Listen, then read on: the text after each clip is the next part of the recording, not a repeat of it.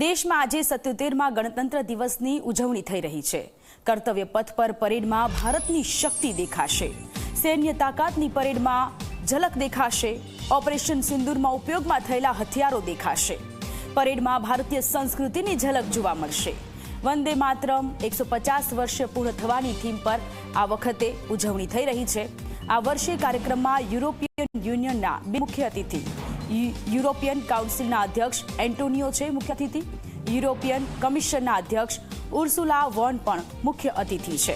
આજે વંદે માતરમ 150 વર્ષ પૂર્ણ થવાની થીમ પર ગણતંત્ર દિવસની ઉજવણી થઈ રહી છે।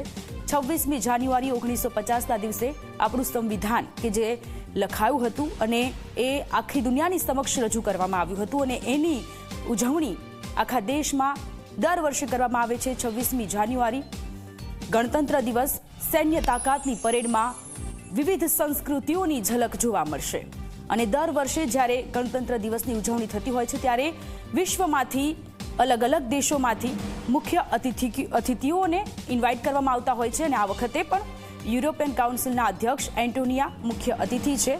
કમિશનના અધ્યક્ષ ઉર્સુલા વોન પણ મુખ્ય અતિથિ છે, તેમને પણ ઇન્વાઇટ કરવામાં આવ્યા છે। આ વર્ષે મુખ્ય અતિથિ તરીકે એન્ટોનિયો કાઉન્સિલના અધ્યક્ષ છે અને યુરોપિયન કમિશનના અધ્યક્ષ ઉર્સુલા વોન એ મુખ્ય અતિથિ છે। આપણા દેશમાં વિવિધતામાં એકતા છે, સમાનતા છે।